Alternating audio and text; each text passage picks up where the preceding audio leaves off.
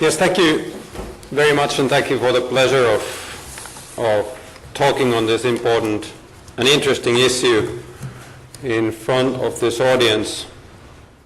There are so many concepts in my title that I try to tackle with all of them in 20 minutes, but I have to run fast. I'm glad that we covered the evidence, so I can skip that one. And of course, I'm looking at the title pretty much from the viewpoint of the political decision maker, kind of following quite close that what are the needs and what are the forums and processes how the decisions are done and how evidence could support decision making. First of all, I think we have a lot to do in this issue. I think evidence today is used pretty much more for support than really for enlightenment. That when there is evidence that supports a view, it is used, but if it goes against, then it's not used. And that's not really a kind of a fruitful way of evidence-based decision making. There's so many kind of concepts at the moment in the discussion about kind of knowledge management that I think it's very important that we do not only talk about evidence-based processes in decision making, that we have to also kind of include, for example, tacit knowledge in the processes that we are creating, I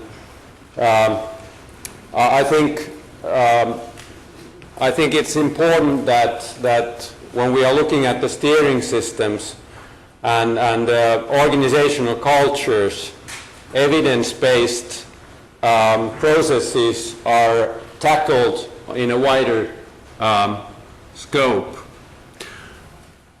Then I have to ask the question that is this really an era for research evidence? Is this something that today is kind of popping up? And my answer is automatically not. This is not. We are not living in an era where kind of knowledge, research and science would automatically be in top of the list. And I think one of the reasons for that is that I think we are seeing an era where authorities are losing their power, I would say kind of their automatic power, that they can have power, but they have to earn it every day. And one of those authorities that is losing its automatic power is also science. That it has to prove every day its value. And of course, we are faced with the question that it is so that authorities are not the one who direct the behavior like they have done earlier. What then does? And there are kind of different possibilities. Is it common sense? Is it knowledge? Is it sentiment? Is it image that changes our behavior and decision making?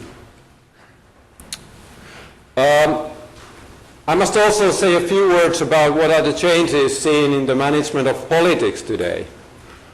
One thing is that we are clearly seeing in Finland that we used to say that all political parties look alike, but they are very similar. There's no real differences. That's not true anymore. Actually, the political parties are distancing from each other quite strongly at the moment. So we really have very different views and opinions in the political field today, which leads to the situation that Finland has been seen as a consensus society, and that's not true anymore. We don't have that kind of a political consensus anymore. And actually we're also in a situation where compromises are not easily made because the political views are so different and everybody wants to stick to his or her own views. What is in is vetoing, saying that I don't accept it. And this is not something that is only true in Finland national politics.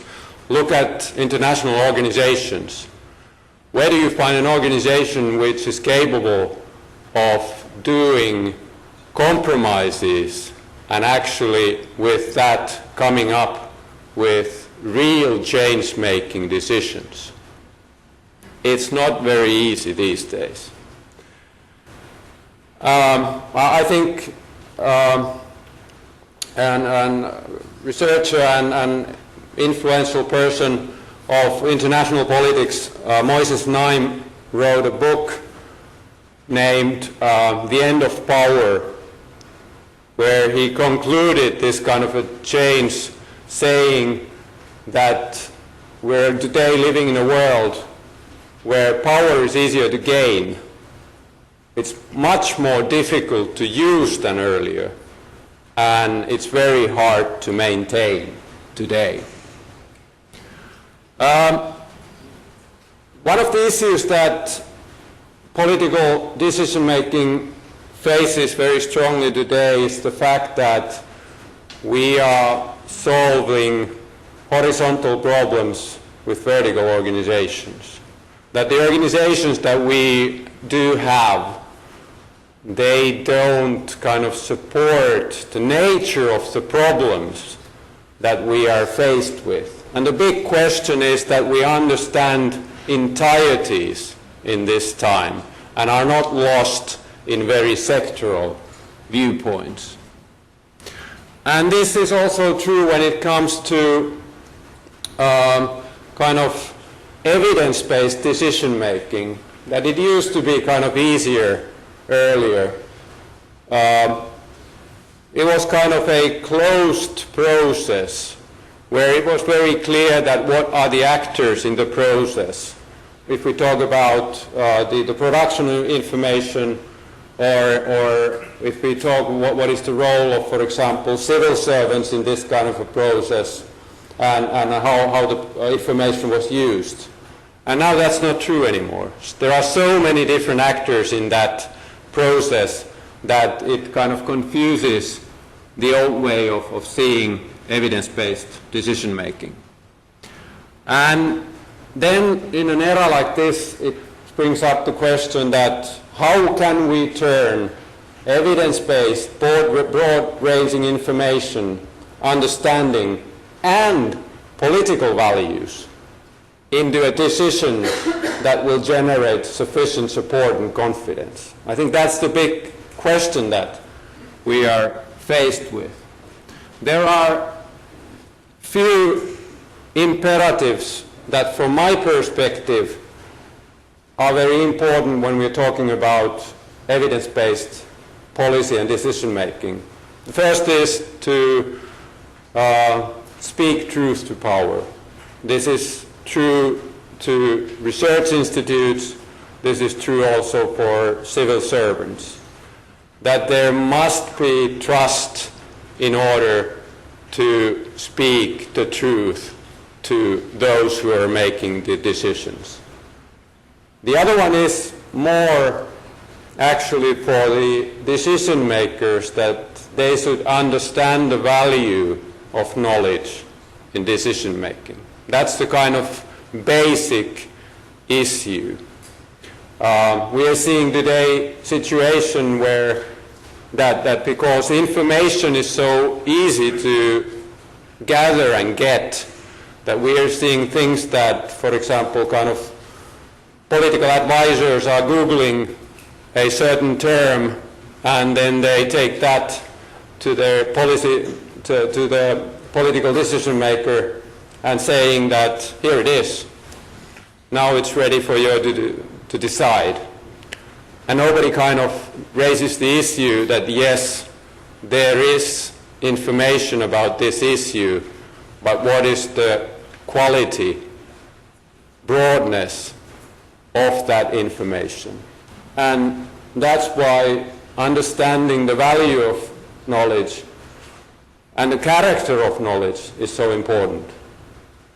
Third imperative is to be honest and open with knowledge while making value-based political decisions. That I refer to the first picture I showed to you. And that means that we have to be ready to cope with uncertainties with knowledge.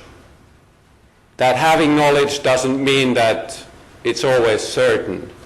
And that's something that you have to also learn to live with. And the last one, and the most important one, I think, is to build trust. Build trust between the supply and demand of evidence. And trust can only be built if those people communicate together. It does not transform on paper, but it must be communicated. There are kind of many developments at the moment ongoing on the evidence-based policy making side. I'm not going to go through these, but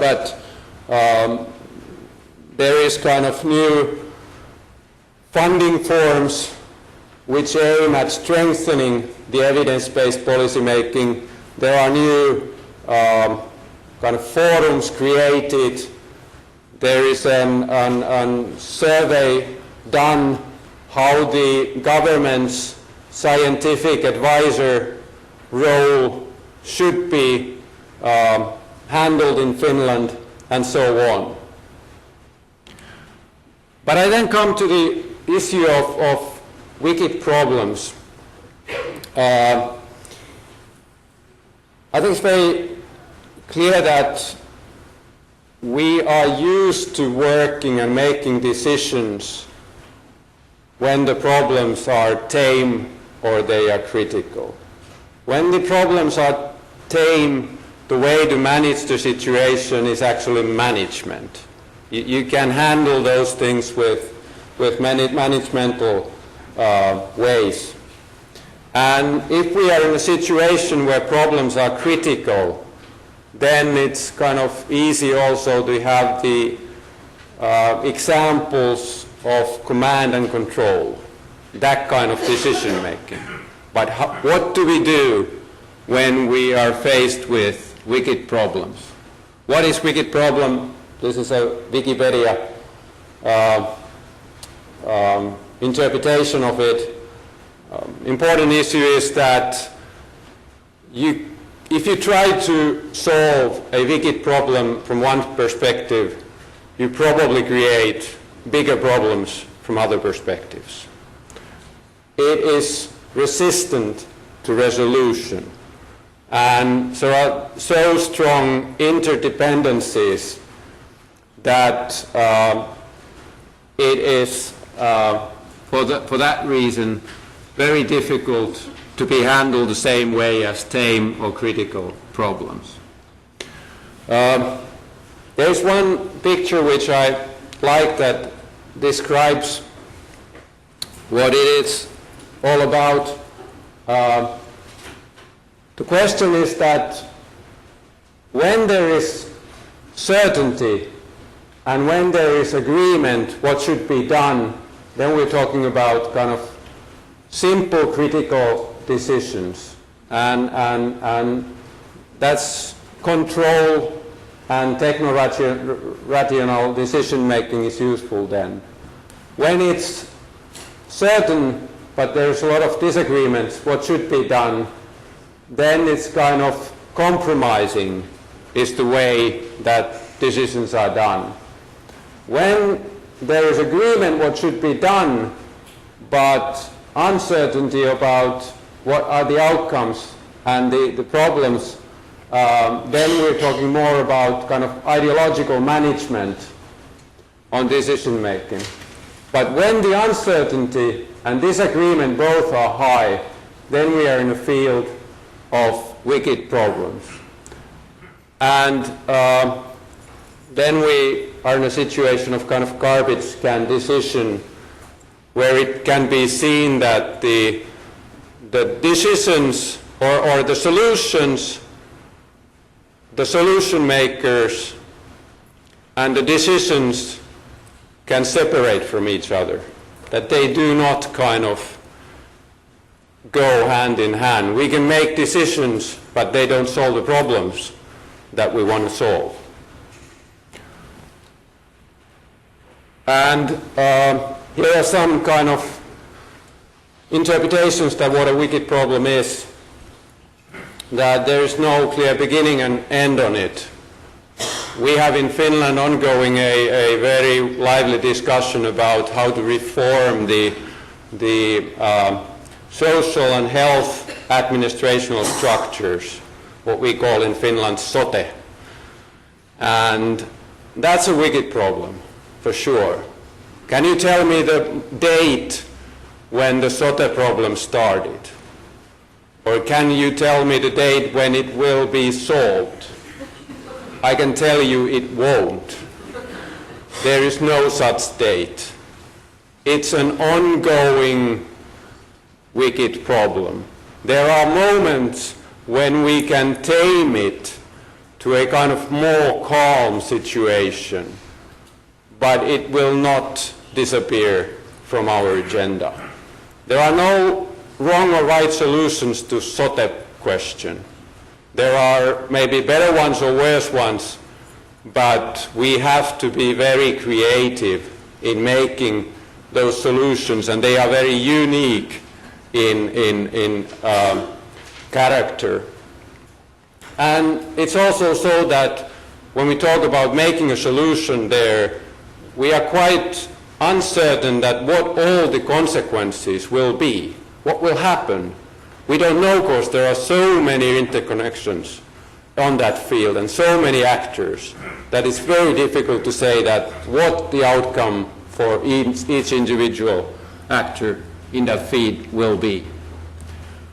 And then it can be possible that for example, looking at the sote issue, the question is that are we working on the right problem?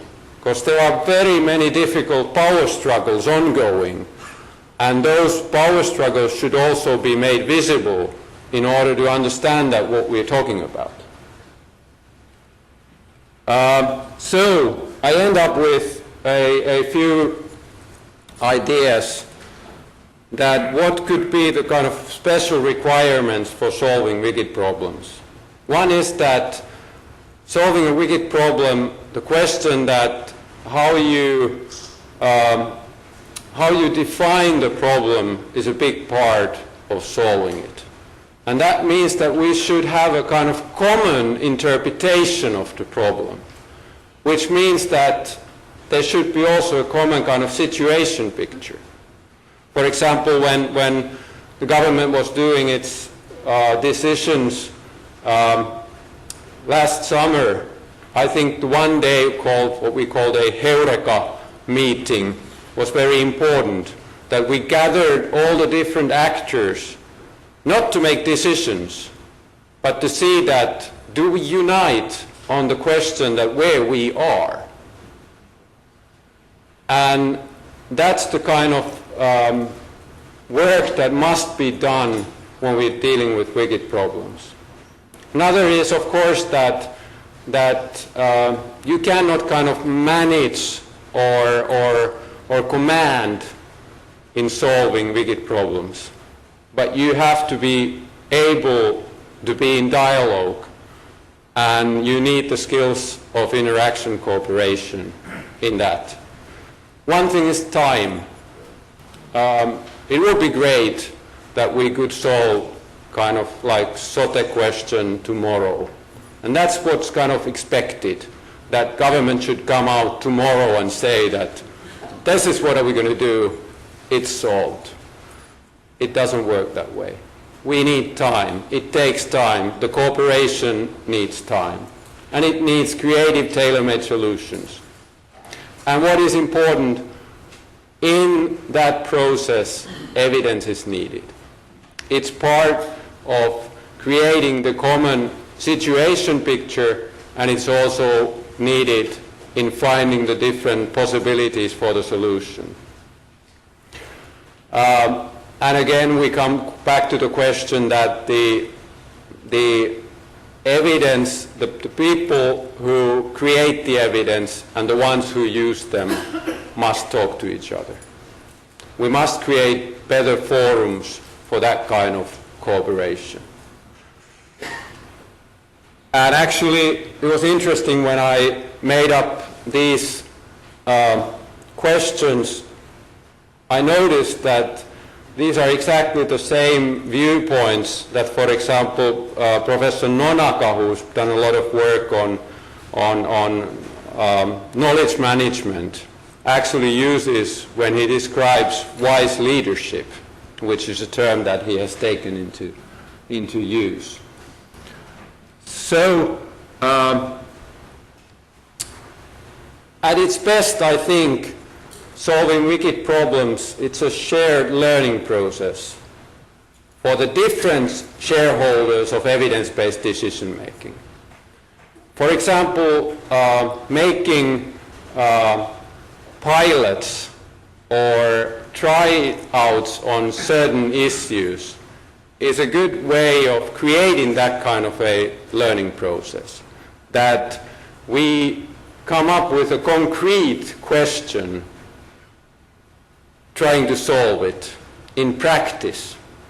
And we gather around that question, both the research people and the decision making, and have the courage to go on into a learning process. I think that's at its best what we can do to solve the wicked problems that we are faced with. Thank you.